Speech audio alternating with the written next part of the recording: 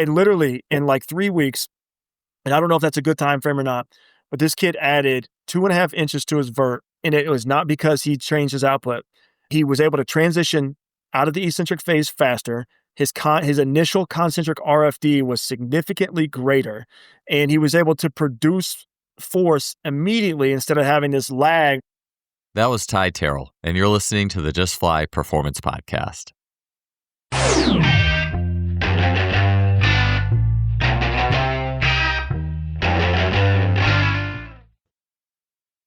Welcome to another episode of the podcast, and thanks for tuning in. This week's guest is Ty Terrell. Ty is the Director of Strength and Conditioning for the University of Oklahoma men's basketball program. Ty brings experience from the NBA, having worked with the Washington Wizards and Atlanta Hawks. He's been mentored by some of the best in the industry, and he has a unique fusion of abilities and methods spanning from biomechanics and movement-based training practice to outputs and data-driven understanding of building strength and performance. On today's episode, Ty talks about how to optimize loading patterns in athletic movement. He speaks on methods to open space in squat and hinge patterns and how to use that space and reverse it powerfully. He gives tons of practical examples and methods on these ideas, this and much more on the show. It was great having Ty back on the podcast. Let's get to 465 with Ty Terrell. Ty, it's great to have you back on the show, man. Thanks for being here. It's awesome to be back, Joel. I appreciate you asking. Yeah, I had an awesome conversation with you like 4 months ago. And it's one of those things too where I think I had just taken like a 3 or 4 month, just my own little intensive with all Bill's type stuff and all related videos on YouTube. And I was like, man, I got to talk to Ty. It was just it was such a good conversation. I'm just so excited. Your seasons are done and we can make this happen. So, absolutely. I remember that conversation, but what was funny is you asked a follow-up question and then I was like, I don't remember what I said to him. And so I was like, I don't know if I can answer that right now. I have to think about it. And so I was like, sometimes in those conversations, they're great in a moment, but you can't remember. I was like, man, that was gold. But like, what did I actually say? What did we talk about? Yeah. And, life goes by fast. It really does. So yeah, speaking of that, before I get to more of the formal questions, I did want to ask too, because you've worked like private sector, pros, and now you're university. How throughout that journey, how has been or switching back to the university setting or maybe first time in the university setting? I'm not sure, but first time. Okay, cool. How has that been in terms of like where everything's settled in your programming and your methods and maybe what you're learning on how it lands with this population? How's that transition gone for you? It's different. Like it's awesome. Like, and I mean that. Like there's an adjustment period, no question. But I think and this is my own bias, so people can disagree with, but in the professional area, at least relative to my job scope, I felt like we had to be very solution based.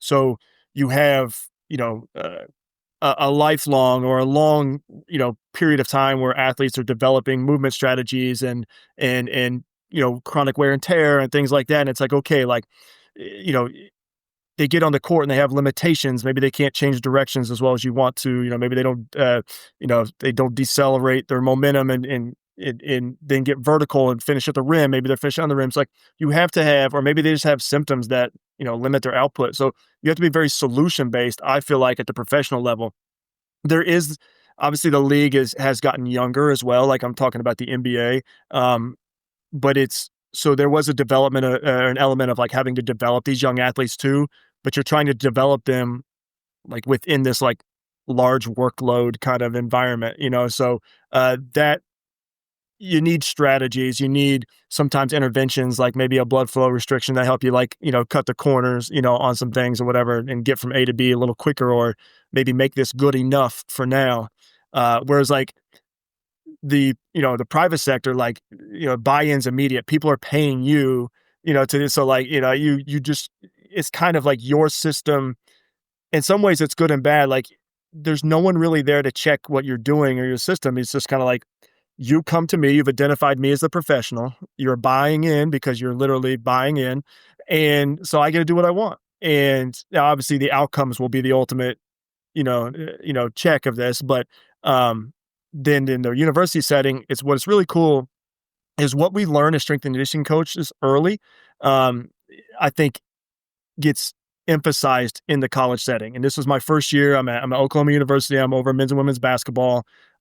So still a lot of high level athletes, a lot of guys going into, the pros, whether it's NBA or overseas or wherever. Um, but 2 games a week, there's an emphasis on training. Strength and conditioning is elevated, I feel like, to a really high level in college. And so I've had to kind of like pull out some things out of the old, knock some dust off of like, oh shoot, like I need to make sure, like we can actually do maybe like a variation of block periodization. Where in the NBA, it's just kind of like, it's more of like, okay, you have a development plan and we're trying to adhere to that development plan, but that plan is happening with like underneath an 82 game schedule. So you're constantly in this cycle of like load, recover, load, recover. But by the way, we're trying to put this like annual development plan together underneath that. So it's not an easy thing to balance. Where in college, it's just kind of set up and designed for the strength and conditioning and the performance side to succeed and to do what they need to do. So not a lot of restrictions here. And actually, in my experience here, like I'm very much encouraged to be a primary piece of the whole puzzle. So it's been fun. I've gotten better this year in some things that I probably haven't used in a long time. So it's been a lot of fun. Yeah, that's really interesting, Ty, with like, and I would think about that too, the private sector versus university. Michael Zweifel had talked about this as well. Like there's those interesting pieces or shades of it, each of it that you can add to your toolkit. But the private sector, like you mentioned, like you have to create buy-in and there's like a lot of freedom of that, but you have to almost in that realm, I feel like you have to avoid getting consumed by your own creativity sometimes with that buy-in versus, and you have to stay so bottom line focused. Whereas Michael, and he's always the one in my memory banks, but like, he's like university, like they have to do what you say. And I'm sure in some respects, there's probably a little bit of a lot of a relief there, especially, or two people just coming in and out of the door and things like that, Yep. So yeah, I'm sure it's all worked together to kind of add on to like this, not only setting, but even in general, like how you always try to keep the main thing, even if there's little nuances on the front end that are a little bit different. Absolutely. It's interesting too. Like if I were to like draw up a roadmap for like a young strength coach, but like I would want them to start in the private sector because of sheer reps. Like the way I had it set up, or not but the way we had it set up at IFAST in Indianapolis is that I think we had I could see 6 athletes an hour, and because we consider like semi-private, 4 to 6 athletes an hour. So, if you're training for 6 hours a day, 6 days a week, like you can do the math there. Like that's over 100. If you fill all your spots, and we often did, that's 100 different athletes. I would say it's 40 athletes filling up those 100 plus spots. Like that's a lot of reps in a week versus like if you go to a team and it's got 15 players on it, like, and maybe they're not all 15 of those are training every day. Like it's just much fewer. Plus the safe to fail. It's just less safe to fail, and when there's money and stuff involved. And so the crappy part about that is that just in terms of how you get these jobs, you kind of like need to get in early, so that you can get the job you want. But like from a development standpoint, I would be like, hey, go spend X amount of years in the private sector. Just get an enormous amount of reps. You're going to see a wide range of things. It's going to be safe to fail. Then you would come into a situation where they're paying these players a lot of money. Yeah. There's expectations, and it's a lot less safe to fail. So you almost set yourself up better that way, but it's hard to get in that way. And so it's there's just 2 different routes. Like, do you need to get in the door or do you need to develop yourself? A lot of times we get in the door and then try to develop as we go. And I think that sometimes creates a lesser professional than what could have been. Yeah. Yeah. That's a really interesting way of putting it. It makes me think about like, even how do you get good at sports? Well, it's best to start a very free play oriented environment where you just roll the ball out and there's also, there's not a lot of coaches and parents involved, but there's a lot of different situations and you have freedom to express yourself. Like you said, there's a lot more leeway on safe to fail in that free play. And then you move into a place where, okay, now there's less and now you're going to use everything you learned and you can do that. And it's definitely, I think about it too, even like back in my time at Cal, I remember there's a few times where my boss, Hank Behrens, was the director of Olympic sports there. And I would tell him, hey, Hank, I got this idea for this team. And he'd be like, No, I don't think that's a good idea. And honestly, he was so right. He was so right. And I'm like, man, I'm glad Hank told me that. So it was just, he was my safeguard there in that environment, because my brain is so like, I want to do this and this and this and this. And it was not, having that like reining me in there with those elements sometimes was really, really good for me. But it is like, I have to rein in my own creativity sometimes in the private sector, just because I'm like, all right, I always need to keep, the main focus is the main focus, and everything always comes back to that. And then, so it's, but I think that though, like your mentality helps you expand and grow.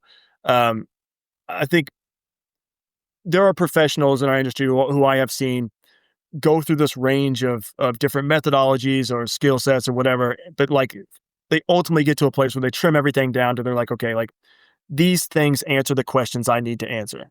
And so it's cool to watch some people go through that process. And so like Lee Taft is somebody who's mentored me forever. And I've watched Lee, try different things and just ultimately trim the fat to be like, I know what to do with these like handful of things.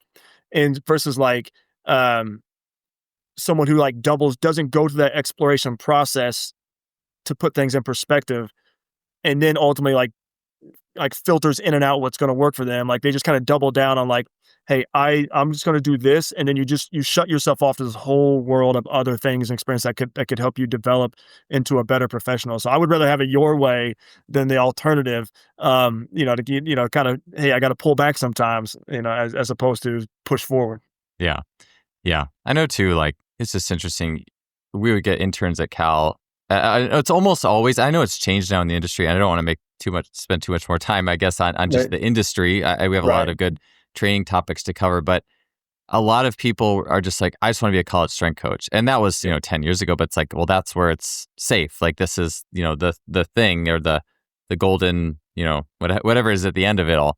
But it's like, this is such a young industry. Like how long well, I mean, I guess people have been doing human performance, physical, strength conditioning for the military for 2,000 years, like, various push-ups and whatever, squats or whatever you did to get ready.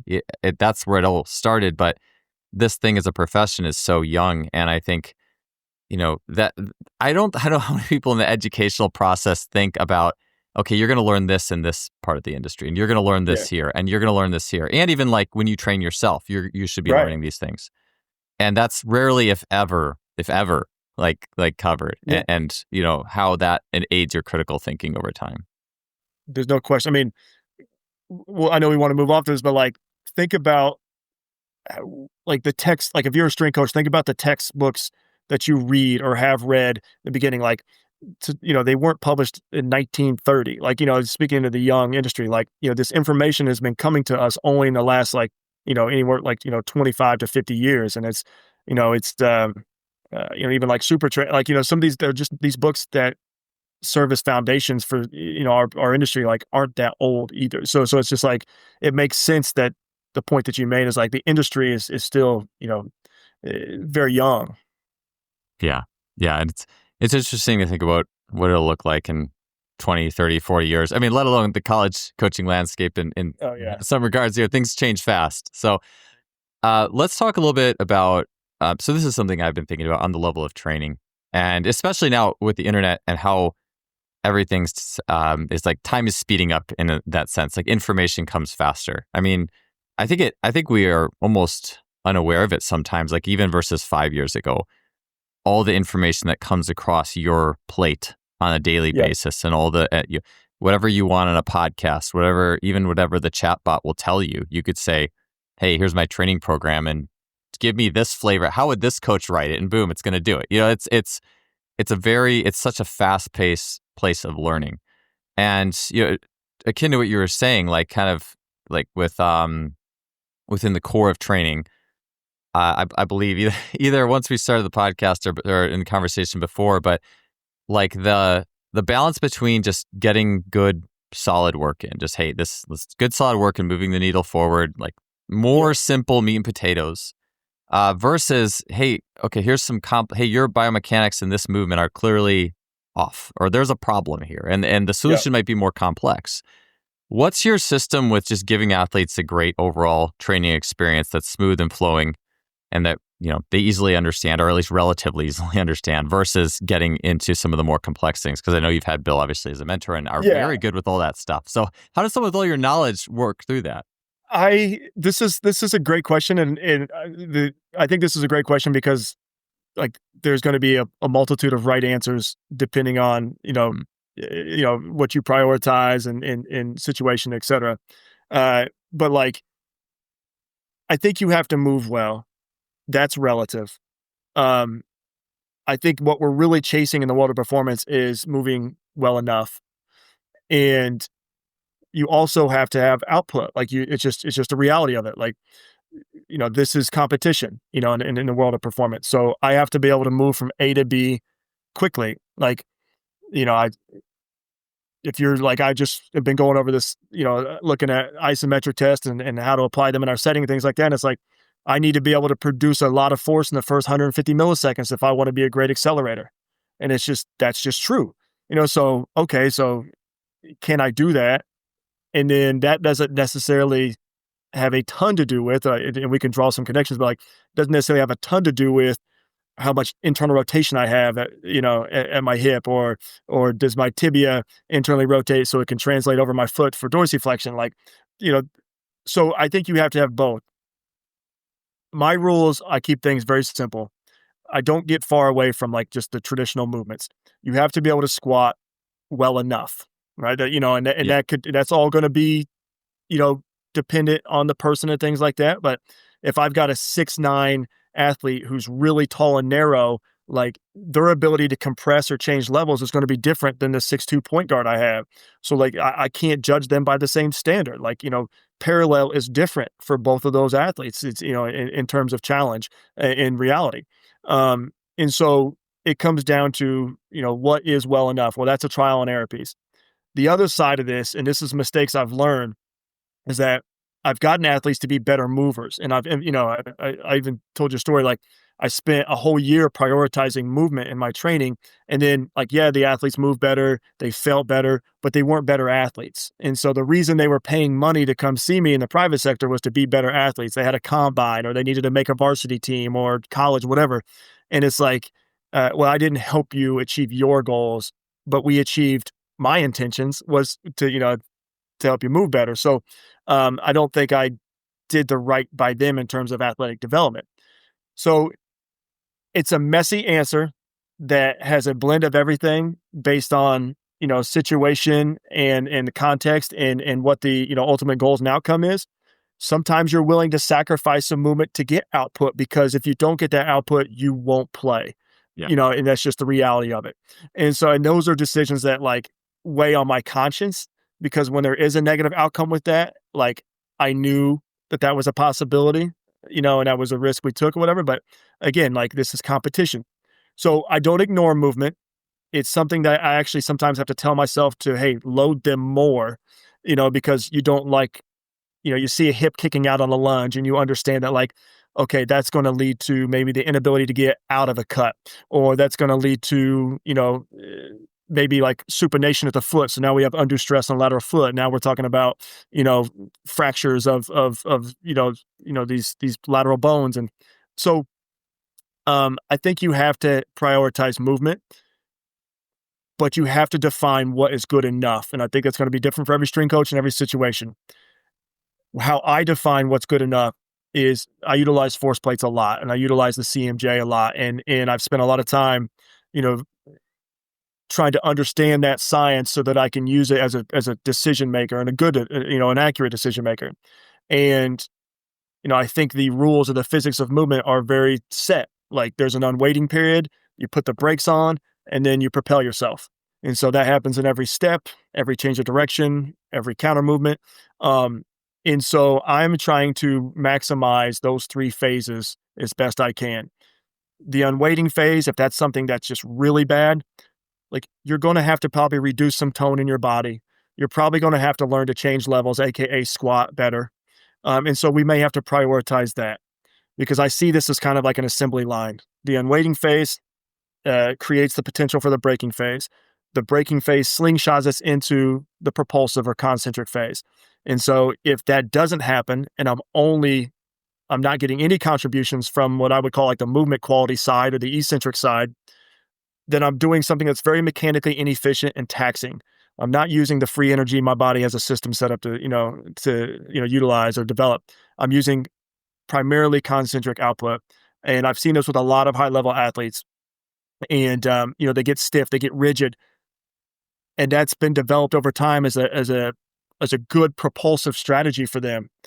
However, there's a point of diminishing returns with all these strategies, and sometimes you need to address the qualitative aspects, which I think I kind of consider the eccentric side of the loading, the qualitative aspects.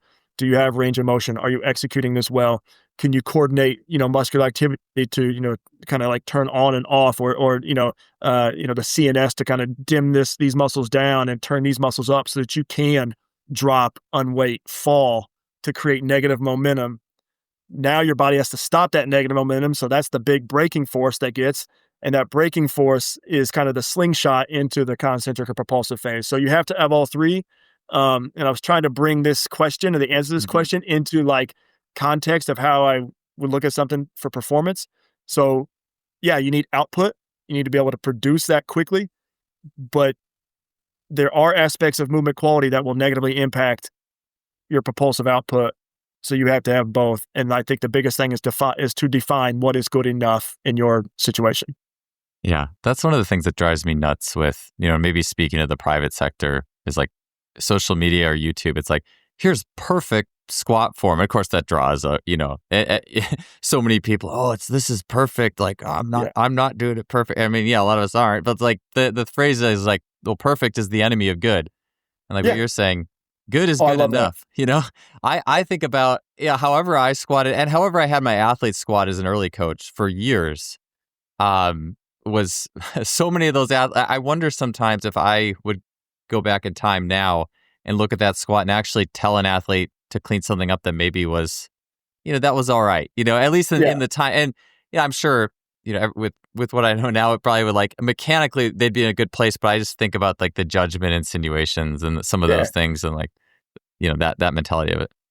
I think about sprinting when I think about perfecting movement. And I'm now talking your world, but like these Olympic sprinters put their whole, everything they do goes into, technique, right? Like obviously output too, but like they're like to be the perfect sprinter. Like, so to get really good or be perfect, I'm using air quotes here, like at something, the amount of time and resources you have to pour into that, like can be enormous. And when you have a finite amount of time to say, okay, I have an hour and 15-minute training session or whatever, or 45-minute or 90, like how much time can you put towards these things? And now we're talking about, creating a priority list for each athlete. Like if I've got someone that's symptomatic, well, that's my sign to put more emphasis on the qualitative aspects. And if I've got someone who's kind of not symptomatic and I don't see them flagging in a lot of places, like it doesn't mean you don't note that, hey, they had a slight right shift in that squat. Okay, great. Like, was it crazy outside of their base of support? No, then maybe we continue forward and I just add something into their workout to maybe offset that a little bit, maybe just to kind of keep them off the edge of the cliff. I'm a big, keep them off the edge of the cliff guy. So it's like, does this athlete need to be one step off the edge of the cliff, 2, 3, etc.?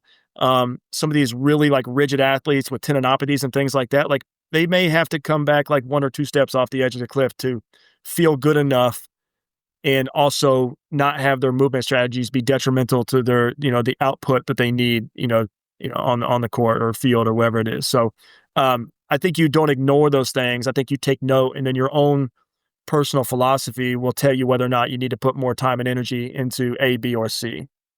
Yeah. But sorry. I'm sorry. I'm just saying that competition is not changing. Like we still need to produce high levels of force at fast rates.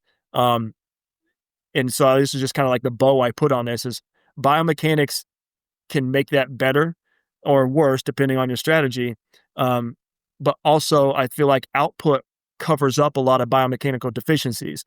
And so, if my capacity is really high, then I may not reach a level of fatigue to where my movement suffers to a point to where I become symptomatic. Yeah. And so, like, if I get perfect movement, but I never develop someone's capacity or resiliency, and then I'm on this constant state of like the sport is going to ask a certain level, like going to demand a certain level of work. And so like if I never raise their capacity, and it could be fitness, it could be strength, it could be whatever. If I never raise their capacity, then I'm in this constant state of like, great, you have good movement until you reach the sport demand, and now we're back. And so we're just caught in this vicious cycle. And so you have to increase output, but you know, again, you also have to respect the fact that your movement strategies have an influence on, you know, how you execute that output and how you feel. Yeah. In terms of That's it. All in that oh yeah. long-winded answer with that. Yeah, in terms of the perfect movement too, it makes me think about like what you said with, I mean, something like a squat very easily.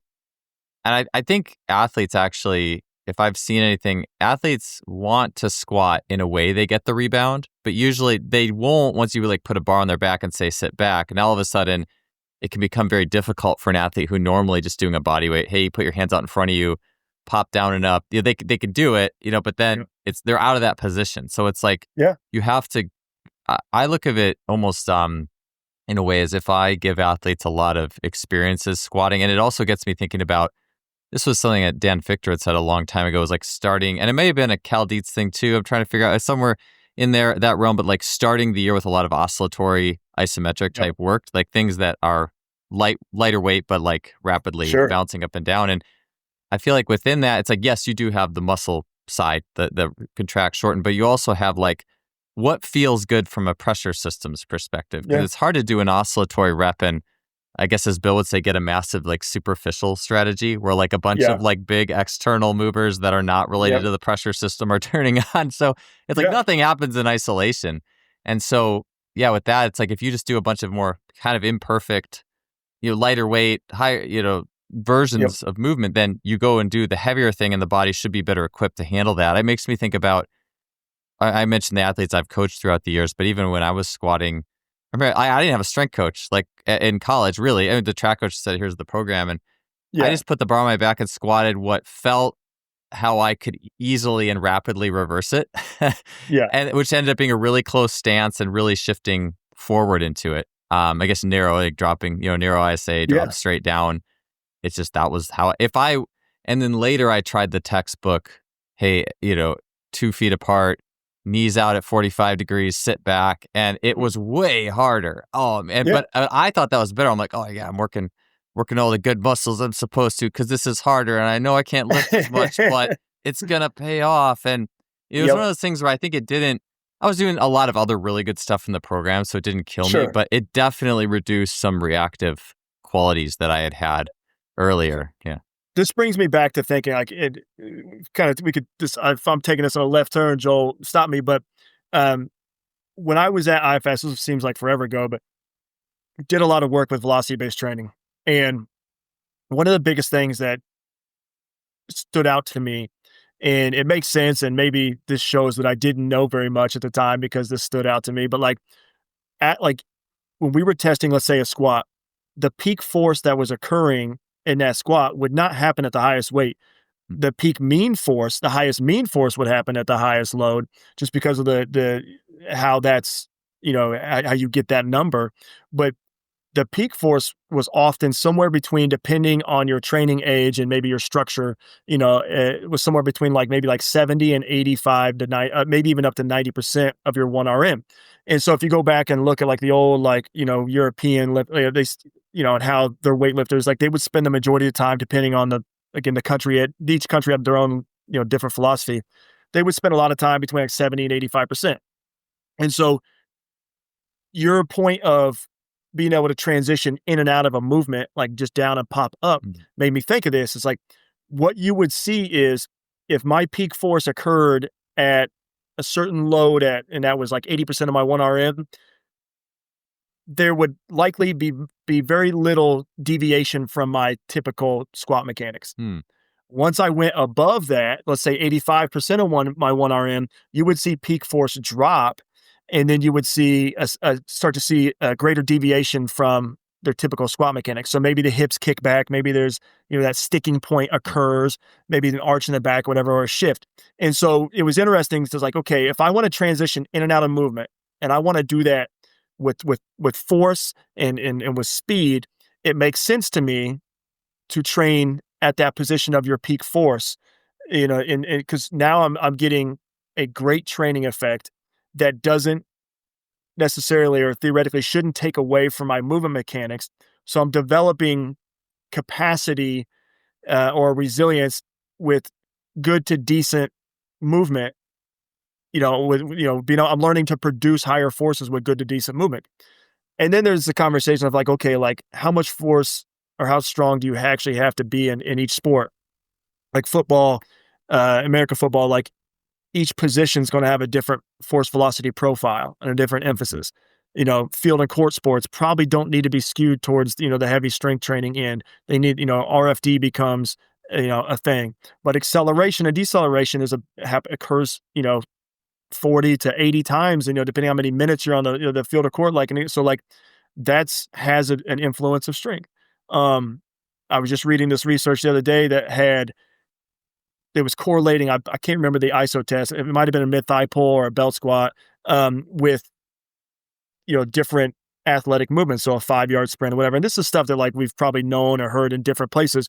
But just to see it all in one, it's like, a 505 change of direction that had like a high correlation, a 5-meter acceleration that had a high correlation. So like you have to have force production to be able to move from A to B quickly, or at least initiate your movement quickly. But I think where we train to get that needs to be looked at. And I think you can tend to both movement and force production if you find that sweet spot and progress athletes, responsibly to that. Today's episode is brought to you by Hammer Strength. Throughout the history of this podcast, many coaches and guests have talked about the value of machine-based training as the most simple, straightforward, and more ground, to take a concept from Pat Davidson, way to deliver a powerful stimulus to muscle tissues. Hammer Strength has earned its reputation over decades, not just for durability and build quality, but also for designing machines that move in tandem with natural human arcs and movement mechanics. When it comes to effective solutions in machine-based strength training, Hammer Strength delivers, and I'm excited to have them as a sponsor of this podcast. Yeah, it makes me think about that study. I quote it a lot, or at least I should have it like in my auto notes, is I forget, but sadly, I don't have the author in front of me, but like they had two groups of athletes, and one group squatted at like 60% of their 1RM pretty quick. And the other group was like heavier at like 85 or something, like a heavier weight.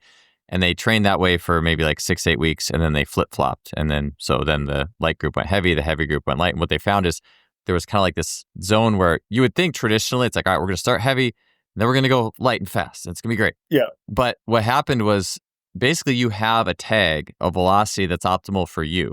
So like my velocity optimal might be 60-ish%, it might be 70, whereas someone who maybe a more wide ASA type, like that kind of thing, their optimal might be higher. Because like you said, I was just thinking about, okay, well, if I produce my max output at like, let's say 65%, and once it goes above 80, my form might start to break down a little bit.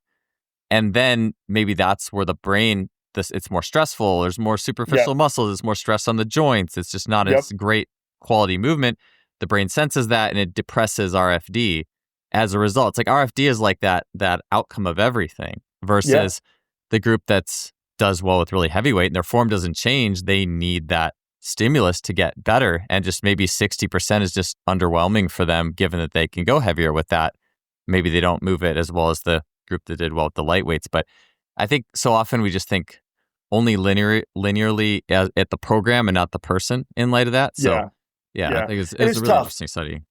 I get it. Like my ratio here, let's say we got 15 players, 12, like 1 to 12, 1 to 15. Sometimes we're all in the gym together at the same time. Sometimes we split it up into, groups. Like, it's tough. Like, you try to do a lot of teaching up front. So, I kind of bucket exercises of like, okay, like I know this is going to be important, and I know this is teaching intensive. So I'm going to teach it in these periods of time. Like right now, it's a dead period for us right now, but like after the season, I had, a lot of freedom. I said, okay, and when we come back together as a team, I'm going to want to emphasize A, B, and C. So I'm going to start laying the groundwork now. And so when we get into large groups, like either I have to teach this less, or I have athletes I've already taught, and now it frees me up to teach over here. But like it's tough, to be coaching intensive for a wide range of athletes if you're having to do it at once. So, Yeah.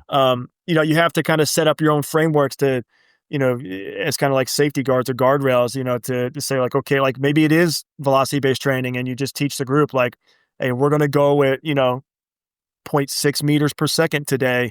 And so you adjust the weight as you need to, but like, this is the speed we're going at. And so maybe for basketball players, like, I don't get slower than 0.5 meters per second very often. Maybe we're using a box squat to kind of aid that process, in with some of these guys. And so we just use these kind of guardrails to make sure, we're continue to build, the output, the engine, but not necessarily inducing these compensatory strategies or flaring them up or anything like that. Yeah, I imagine basketball too, compared to let's say football or the line in football. The in that study I mentioned, you're going to get a lot more of people who really like that heavy piece who are of those types of structures versus a basketball type structure. Just there's certain things that come with one territory, certainly a lot more than others too. Absolutely. Yeah. So wanted to ask you about this. And this is something I've been thinking about. And the more I talk with people, especially who either are or have spent time in the pro sector, is teaching braking versus propulsion, or basically restoration and restorative activities in the weight room in the gym versus movement outputs. Because we all love outputs. Like it's the best. Like time and sprints and PR jumps and stuff. And I mean, it's the fun stuff. Oh yeah. So, but how does that? Tell me a little bit about how that. Maybe one, just how that changes depending on the level you're at. Like we talked about the different sectors of work. And then talk to me about the nuts and bolts of how that lands in the weight room for your guys. I know it's a really general question, but whatever direction you want to take that. No, absolutely. So at the professional level, you're typically looking at, again, I'm generalizing here. You can have a range from a 19-year-old to a, mid to upper 30. So, there's a wide range, and on a roster, you could be, having multiple different approaches. So for example, like, I do believe there's a certain point in time in a career where like you've got a high training age, or at least you've been exposed to this stuff for a while. What you have is what you have, and the focus turns more to like feeling good and moving well. I think at that point in time with those older athletes, I try to focus on, okay, like I keep in mind the degradation period of qualities. So, okay, I need to get a high input, for strength within this time frame. If you haven't ran at 90% of your max speed in 5 days, and hey, I know you're 36, but we gotta get something here so that you don't, your next injury isn't the last injury. And so like I think about those degradation periods with the older athletes, because they're probably more established. It doesn't mean you don't, like, you can actually increase strength and stuff like that and force production just by doing that. It may not be a ton though. Like, I think you're trying to get the most with the least. And the priority is to make them feel like they can go out and play. So it's more restorative. And I like how you frame that versus breaking. Like, it is more restorative. You've got that middle ground where like they're in their prime. I still think there's a lot of, building that needs to occur there, because your prime could be like anywhere from like 25 to 30. So like you're still in this prime window of like developing yourself physically. So I think you need to blend those guys, or those, girls, those athletes are typically on the court a lot. So now you're using strategies that maybe have less mechanical effect or load on the body. So maybe we're, applying ISOs post game and stuff like that to, increase propulsive output.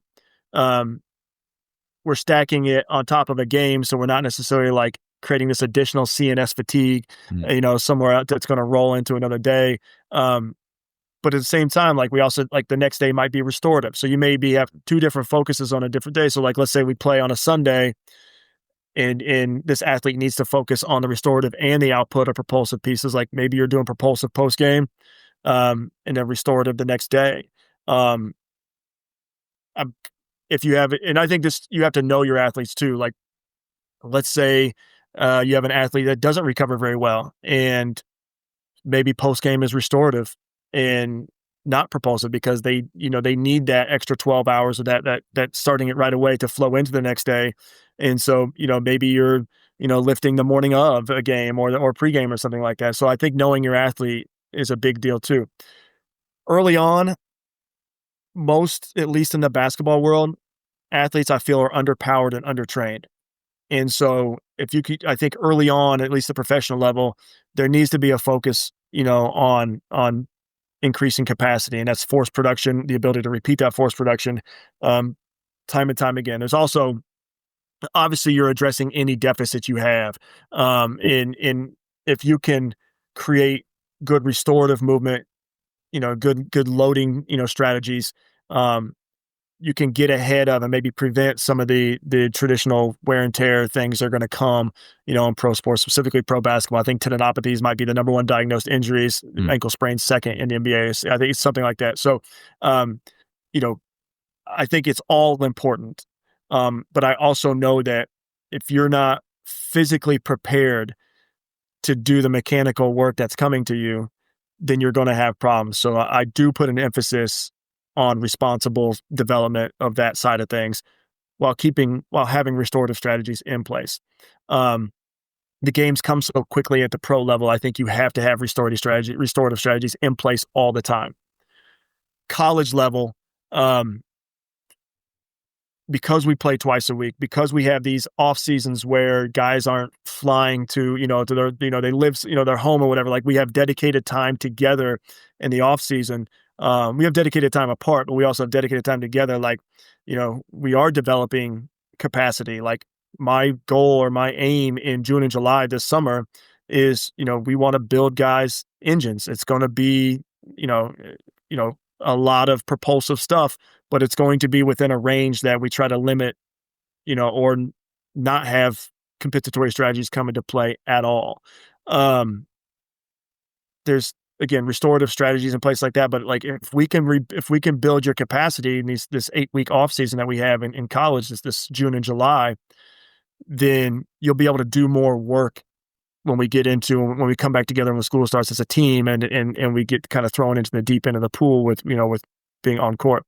So again, I this is something I've come full circle on. Like I do think, training for capacity in whatever that looks like, whether it's fitness or strength, is a big deal. Um, I think higher force production, I think there's plenty of research on it. Like those people tend to have a reduction in injuries. There's a line, there's a threshold, and there's a point of diminishing returns where chasing that creates some compensatory strategies. And now we've gone too far. Now we have to get some restorative movement. But I try to ride that line, and depending on the time of year, maybe we put it, off season, maybe we're putting a little bit more time on propulsive because we don't have a game the next day. So, and I don't even know, like, I kind of want that inflammatory process to occur in the off season. So, the adaptations and responses that come with that, as opposed to the season, it's like we're trying to dampen those inflammatory responses so we can do something the next day. And so there's difference that, in the college level, you're letting the process kind of unfold a little bit. This is just my personal opinion on its own. You're going for the propulsive output. You need these, these athletes have a young training age, so you need to put that together. But like we just had an athlete, trained this morning, and his A block and his B block. His A block is restorative. His B block is patterning. Those are all low threshold, learning based activities. And then he goes into his program and he does that. It's like brushing his teeth. He does his A and B every day. When he's ready to graduate from some of those exercises, we move him to the next progression. But we're trying to create enough touch points on the restorative stuff. This is kind of another answer. Like, I think to offset, like these athletes are always propulsive, right? Like they're on the court, yeah. And so like, it's what they're gifted to do. So like one of my goals is when I look at our calendar, whether it's in a day or a week or whatever, I'm trying to increase my restorative touch points just to bring them off the edge of the cliff again. And so, again, it comes back to the definition, like what's good enough, and so like, and we have markers in place to track that, whether that's a force time curve, a qualitative look at that, or a force displacement curve, whether that's subjective monitoring, joint range of motion, whatever you want to do, or it's, maybe it's like a hand dynamometer. Like you need things in place that can identify if something is going in either direction. Yeah. One of the things that I've enjoyed this more and more is especially like I guess you call it like the restorative, like bringing everything back, like push Yep. back or early stance but the track coach hat of mine, I really enjoy thinking about how to incorporate those on the off or not off, but like the general strength days, the easier days, Sure. the capacity days, just because you could just say on that capacity day, hey, do all this lower intensity stuff. But if you can really polarize it with all the propulsive stuff you do on your explosive sprint, jump, throw days, it even feels better. And Yep. so I really enjoy that aspect of things. But I know I had a question for you on a lot of like cable work today, and it'd be great to Yeah. talk about, hey, what's all your go-tos on restorative? What's all your go-tos on patterning? Tell me about the next level, and then we'll be talking for hours. But Yeah. I would, in terms of like 80-20 things, restorative 80-20s, like, all Yep. right, hey, these things give really great value. Yep. These are some of my meat and potatoes of that restorative battery. What are some things that you really enjoy using? So, I'm obviously influenced, by Bill's stuff. And then I've also found myself just coming back to like, sometimes how the athlete feels is really important. And I know it's not a great scientific answer, whatever, but like if they think this feels better or makes them feel better, then you have to, I think you have an obligation to find a way to meet their wants or needs a little bit too. But um, the influence of Bill is open my eyes to like, okay, if I have a lot of weight on one leg, that's a lot of tone, that's a lot of work, work stress on that. Like if I take the weight off of that leg, like now there's less stress, there's less need for muscle tone. There's, now we have a relaxation, moment, or hopefully like a tampering down of the CNS, in terms of those muscles. So like um, unweighting strategies are a big thing that we do on restorative days, a big Mm, thing we do, at the beginning of the workout to learn a movement or to learn how to move with, in a low threshold way, meaning like low tension, or what we do post workout to kind of like sandwich. Okay, hey, great. Like we did, you did your A block and your B block where you're learning and you're patterning. You went really hard. Maybe we had a sprint day, maybe had an encore workout. Then we're going to sandwich the day with, hey, like another like 10 minutes of, low threshold work and unweighting, so like front foot elevated yeah, is yeah, it unweights the front, like things that, you do. Um, I do like I'll put the arms on a squat rack, that go out, like I'll wrap bands around them. mm, And so you just sit into the bands. And so like now you're as you lower into the, deeper squat, like you're getting more and more yeah. unweighted. That easy assistance, yeah, Yeah. And like you're literally just like sitting in a hammock at the very bottom. And like we'll just, maybe you sit there and take, a full exhale, inhale, stand up. Maybe you're down there. If someone has a lot of tone, maybe we're down there for, 4 or 5 breaths. But you just, you're getting some compliance in the system and a reduction of tone with, via the unweighting and the position with the breathing. yeah, A lot of these tall athletes, volleyball, even like long, narrow athletes, tennis, a lot of different track athletes, basketball, um, they have a lot of what Bill would term lower posterior compression, but basically like they can't load into the back of their hip. So they lack the internal rotation to glide posteriorly back into that aspect of the hip joint. And so, what that might look like is like, someone that has like a sway back, or that maybe they have yeah, no butt, and so you know you have to find a way to come back into that space a little bit, or else you won't be able to access IR. Like, does the joint mechanics say you have to push back in that space to get internal rotation? And we know to go through our load to explode cycle, or our like restorative to, or loading to propulsive cycle, like we need some IR to hit to process or to go through the process of that mid stance phase. And so transition into the push off. And so, 4 foot elevated, where we, instead of like, using a ramp to elevate the heels, like flip it around and elevate the 4 foot, that promotes from the ground up like an IR or pronated foot. It gives us kind of an IR stimulus from the ground up. And so you might do like a bilateral RD kettlebell RDL there. Something that I've added to that is just kind of an R&T moment where I just put a band around a kettlebell and they have to pull. This is old school, like, hey, how do you learn how to hinge? You mm, pull the weight to you. And so now I get like an A to P thing with the ground up influence of the ramp.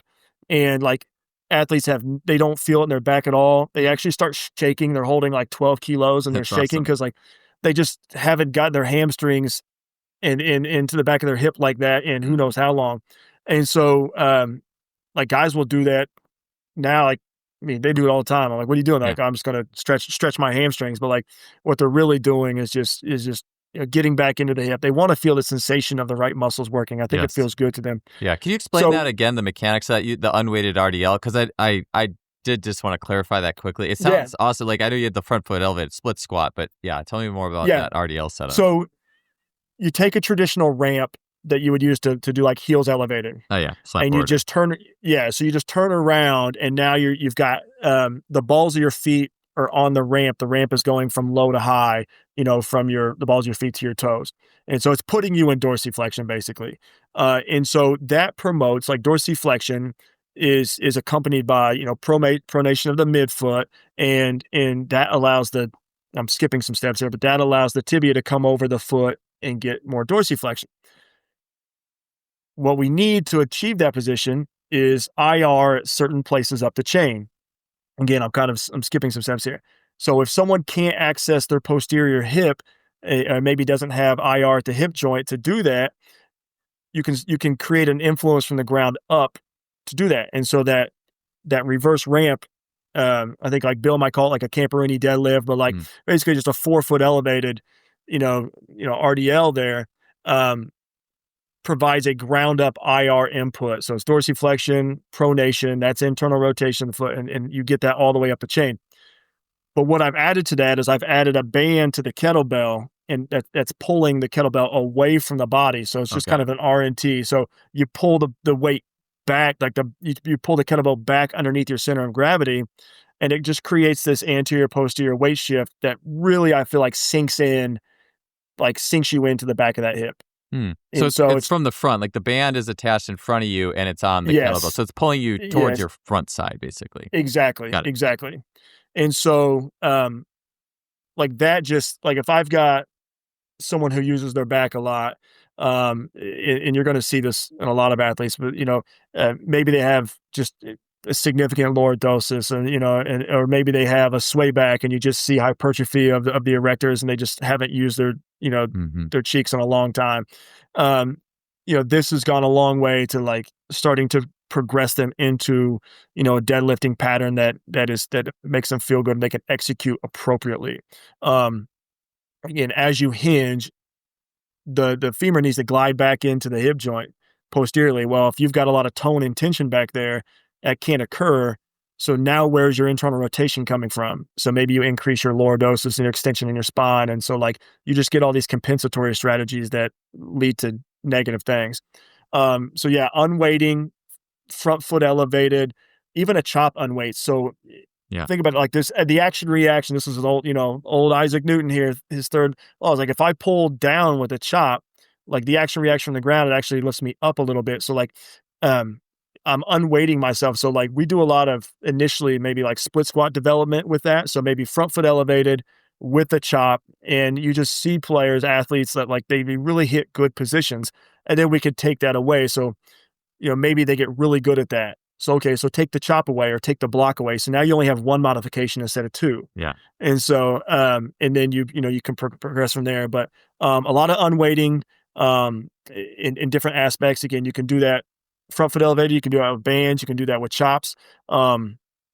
And a lot of modifications at the foot to get a ground up influence. So like the forefoot or the heels elevated.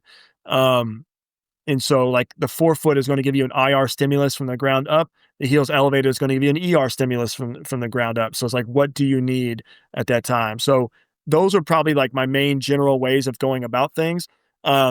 A lot of ground based stuff too to take gravity out of the equation. So I've integrated a lot of rolling. So arm bar rolling has been a big deal now. Um, Even kind of like it's been so long, like even this, it's funny how you come back to things like, even integrating like the Turkish get up into stuff, so, Mhm. Oh, the old Turkish get up. oh yeah, just, and I don't maybe not do the whole thing depending on, Sure. what the athlete can do, but like maybe I'm just getting up to the post. Like, it's just, but it's forcing you to roll through the body. You use the ground as compression. It's, in order for you to roll, like some areas need to expand and some areas will compress. So like expansion allows movement.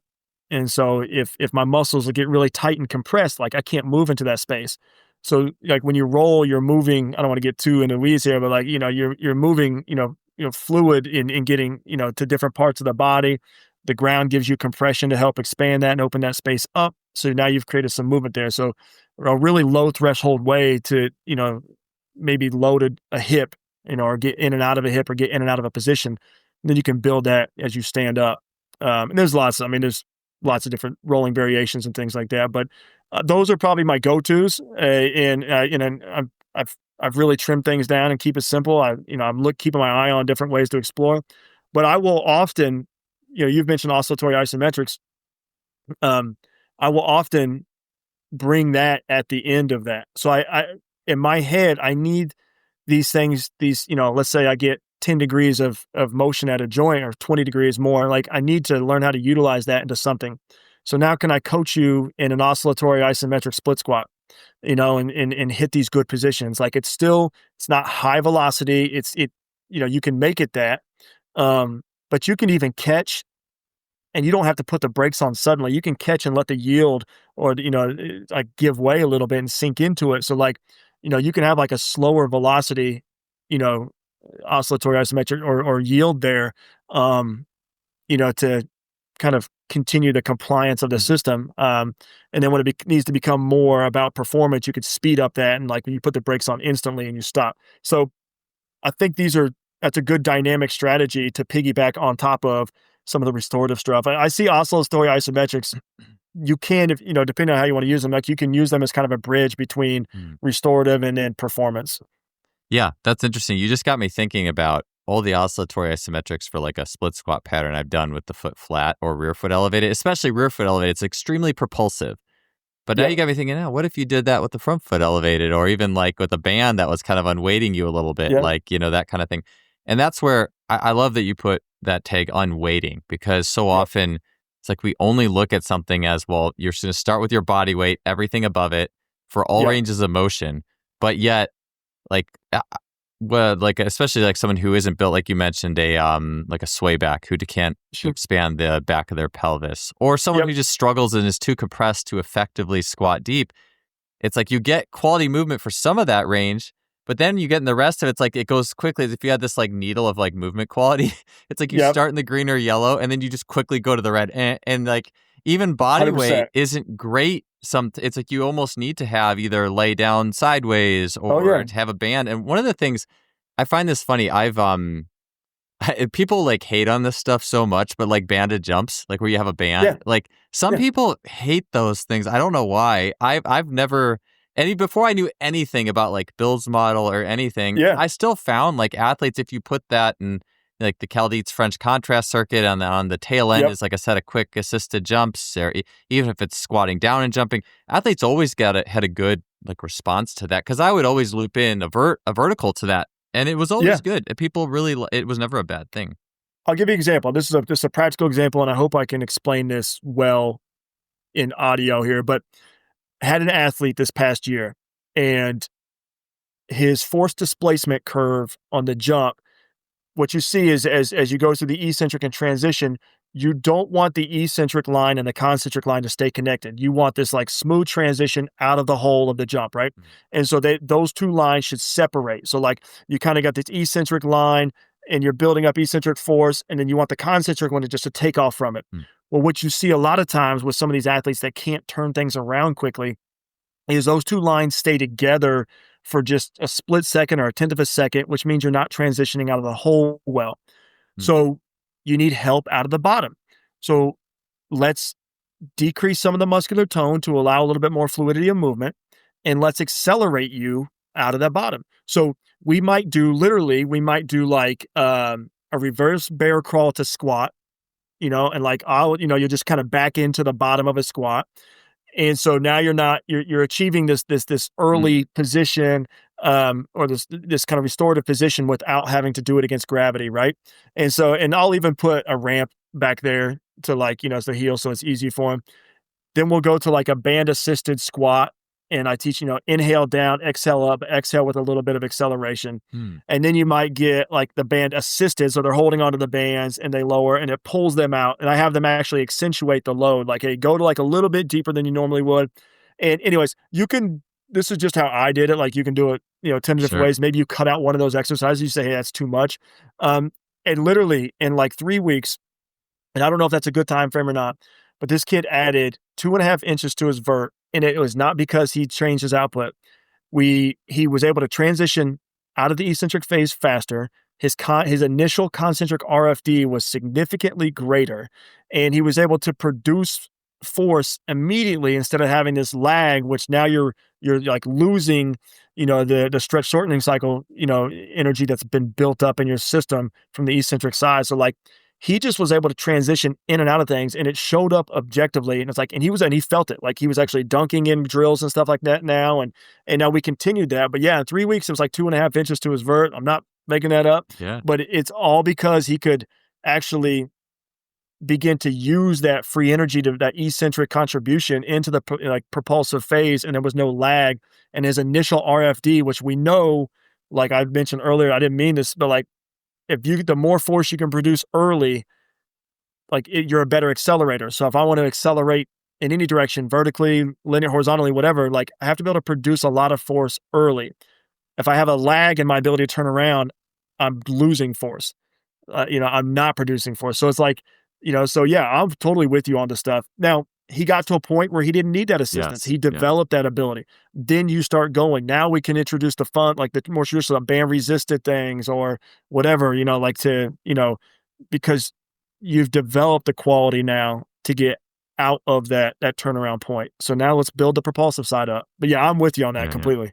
Yeah. One of the things I did want to mention this before I forgot it, even though it's not 100% related because I Yeah. had my follow-up plan, but I was just thinking about like just water training for athletes, like Yep. squat jumps in the water. Or when Randy Huntington was on, he talked about how important the water was for his restorative days. And it's like, yeah, fundamental. It's the most fundamental, simple, unweighting there possibly is for Absolutely. athletes, Yeah. It's not quite as targeted, like you said, reverse bear crawl and that transition to Sure. open up a squat range. But in terms of if you're just doing like sprint drills and squat jumps and stuff, oh man, like it's the most pure unweighting you can get. I wanted to mention about, well, now I'm like, oh, where was I? Oh yeah, this is what you got me thinking about. Man, I'm trying to like reel my brain back in, but I love it how like Bush Schneckster has talked about this and a lot of coaches is training your strengths and weaknesses. And we think, okay, well, wow, if you lack RFD at the bottom, well, we got to work like extra in that range, like extra hard in that range. But if you don't have quality in that range, it's like I mentioned with my little example, like you get your green light movement, your yellow, and then your red. That bottom is the red zone. So if you intensify what you suck at, it's just gonna make it worse. And so you have to what are you doing? Start with like, it's like you have to be gentle. Actually, that's like that expansive unweighting is actually gentle. It's like that's where that needs to come in. Like you can keep training your strengths in the meantime and being propulsive where you're great at, but then to it's like you're trying to gently. I think to open up space, you have to be gentle with it. You can't like hammer it. Yeah. If pick a skill, like this is another thing that we lose sight of this. This is just skill development, like behavior, skill development. So if I'm trying to learn my multiplication tables, are you going to rapid fire those at me? Or are we going to take our time and be like, okay, what's 6 times 5? Okay, I'm going to write it out. I got it. You go slow in the beginning when you're trying to develop a skill because you're trying to learn. Like learning is slow. Like it's you're processing stuff, you're internalizing things. Like you're trying to, develop competency in this. That takes time. Once you have competency, then it's instinctive, it's reactive. Now fire them at me 7 times 7, 4 times 2. Like, bring them fast to test my, capacity for knowledge there. But like movement is no different. It's a skill. And so like to your point, like we have to be gentle sometimes. We have to be slow. Like it's a necessity. We don't want to stay there if we're talking about developing performance for competition. But like sometimes you have to go there. When kids go into college, I don't think colleges want to put people in remedial like English 082.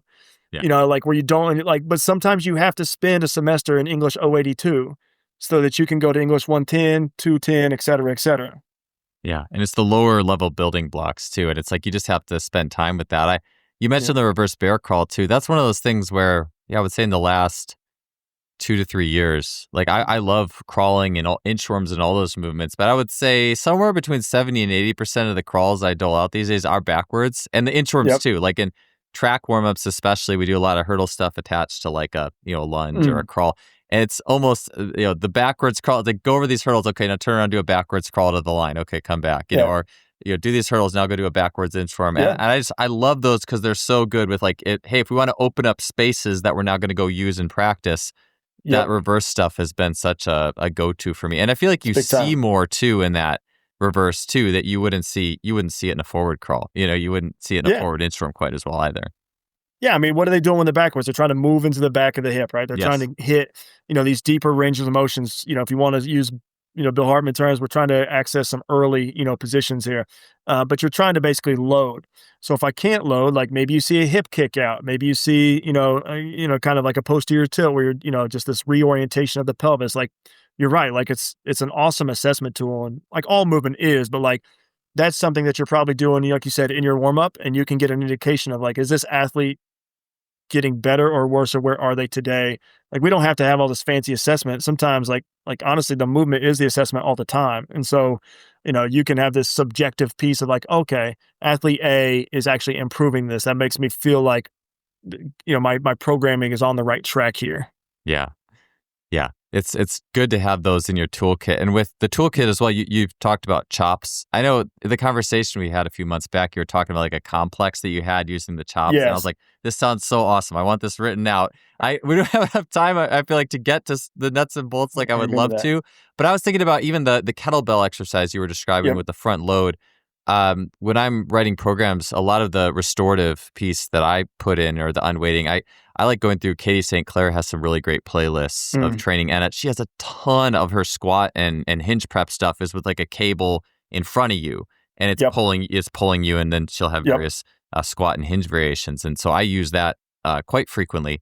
But Yep. tell me a little bit about some of the work that you'll use with the cable. And I guess we don't have too much time left, but if you want to No, talk about how you absolutely. use it in the restorative phase, or if you want to start Mm. touching into how it does get into more of the patterning, I would love to Yep. hear a little bit about this with level of things with the Yeah. cable in mind. I mean, the cable is depending on the vector. Like if you're doing a more like vertical vector, like a true chop, like it's going to unweight you more. So like it's going to allow you theoretically to access a range of motion. It's as you chop, it should unweight you, which should then reduce CNS activity at the muscle. So you're reducing muscle tone, which should reduce the restriction into, that space. And so the chop is a more vertical vector, so it's going to pull you away from the ground, so unweight you. So that's we've already talked about that. So that's restorative, in that sense. Um, I look at things in terms of like how many modifiers do I need to have here? So like uh as I'm transitioning into like maybe away from an unweighted squat or a band assisted squat, like then I'll probably go to a cable where I can get this anterior posterior shift. Um, Maybe they don't have enough to do like a cable zercher or like a true cable front squat where I'm holding like the handles, the rope handles. But like maybe I'll go cable zercher, so like I'm just not bringing my elbows up as high, and then that allows me to sit down better because the cable is obviously again providing that anterior posterior weight shift, but what it's doing is it's opening up the posterior side of your body. So if you let the cable pull you, you get protraction of the scaps. That's opening up the posterior side. So to get to the great depths of range of motion, you need your posterior side to open up basically to use a lesser term there, but and so you need expansion of the posterior side to be able to sit down, into deep terms, and the cable can help do that. Maybe you have a ramp for heel elevated to um, kind of emphasize that external rotation from the ground up. And so expansion posteriorly, early stance, that's an ER biased position. If you want to know more about that, like obviously you can go check out Bill's stuff. But like those things provide coherence in our modifications, right? So I'm getting expansion posteriorly. I'm using a ground up influence to create the ER, and which again feeds into that early and allows me to sit down and access those range of motion. So um, from there, I typically go like if I want to start transitioning to performance, like I will typically go then and I'm a big like step up position guy. Like I think we spend so much time in that reciprocal position, like hip flex, hip extension. And so like I'll do the chop in a lot of different, like whether it's a split squat position or like a step up position. And so I might go uh, step up position and I might do anterior, posterior chops. That's going to unweight. Then I'll turn it to the side and I'll keep it high. And again, so I have more of an up down, but I'm on an angle a little bit. So now and my outside leg is on the box in that step up position. So I can start to promote a little bit of turn and I'll get a little bit of unweighting still. So it's not like horizontal things like that that's going to ask me to turn a lot. I get a little bit, again, the chop it's still high, but so I get a little bit of an angle and a little bit of rotation. So now I can start to develop rotation into that hip. Then I might go straight horizontal, so bring it down. So now I've got no unweighting, and it's purely about the rotation, at the body there. And so if I've developed the ability to rotate into that hip, that horizontal, press or chop or whatever, it's not a chop anymore, but that horizontal cable movement, allows me to basically demonstrate that. And then from there, obviously take it all the way down. So it's really cool. Like if you just take the top of a cable is like restorative and the bottom of the cable is propulsive. So because then if you keep moving things down and you do a cable lift, that's propulsive, and so, and so like, it's really cool, the top can promote, it's more of a flexion based, like your body's changing levels, it needs to bend. And then if you go down to do a lift, you're trying to promote extension based or push off based or propulsive based,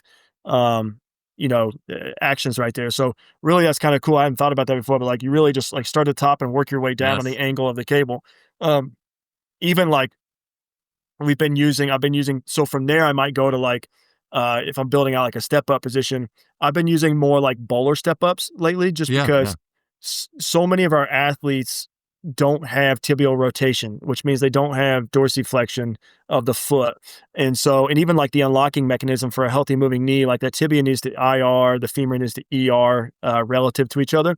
And so if I can maybe do some ground-based work with my foot on the wall to learn, like to maybe buy some tibial IR, some pronation knee version at the foot, some IR at the foot, then I can stand up and do like a step up position, to maybe teach how to put that position well or do that position well. Then I go to like a bowler step up where maybe I'm in a squat rack, holding onto the squat rack so I'm supported, and I'm stepping back. That's going to try to roll my foot out to the edge. Yeah. So it's going to try to supinate my foot. If I can keep my medial foot contacts down on the box, then I'm creating like an anchor right there of that. So I'm kind of pinning my foot down, creating an IR moment right there. Well, everything above that, the tibia above that is going to, the closer it is to that foot, it's going to IR more because the foot is that. So you're actually creating some internal, some tibial rotation capabilities from the ground up. Yeah. Because, as you step behind the body, I hope I'm saying this well, you're trying to move towards ER, but if the foot stays in IR, you just get this big twist in the body in a positive way. Yeah, it's like you want to get the biggest twist you can manage. Exactly. And the anchor, I think about like those little Gary Ward wedges. If you throw those in there sometimes at the Met heads, oh man, you get that sick twist. It's like seriously sick VMO pump. So good. No, seriously. And that's exactly, the VMO, like, absolutely. Like Bill showed me this exercise where, and I know we're running on time, but where I would put a band around the top of the proximal tibia, the top of the tibia, and it would pull that into IR. And then I would put a band. It's like I call it a super TKE. I'm making up a word, and Bill hates that I say TKE, but like, then I would put a band above the knee, pulling the femur into ER, and then we would literally just do like kind of like quarter squats. And so, but what's happening is that band is promoting tibial IR below and femoral ER. So we're getting the natural unlocking mechanism of the knee, and then when I get to that straight leg, which is that mid stance position, like that's the position I want to be in. And like the V, like it lights up. Like you're just like you've never probably felt before. And so, and you should get a lot of glute max activity with that as well, because those two have a relationship. And so it's really cool. But yeah, anyways, that's side point there, but Yeah. No, that would be a whole another show. But man, I wish we could, I wish we had 30 more minutes to expand on this I stuff. know. I just know too, like there's that dial of like, I love what you mentioned the cable. It's like you have high position, restorative, low Yep. propulsive, or like Yep. what you're going forward, propulsive, walk backwards, sled, Yep. restorative. And it's like we have these Yep. different dials and we can work from one to the other. It's great stuff. But Ty, that's the end of the time I have today. I know. Would love to chat more. Amazing information. Yes. Great catching up. Thank you so much for Yes. being on the show. This was awesome. No, it's a pleasure. I always love having conversations with you, Joel. I think I was telling you before we got on here, like, you're an amazing question asker. I think you're incredibly insightful, and I've like no conversation is bad. So I love it and appreciate it.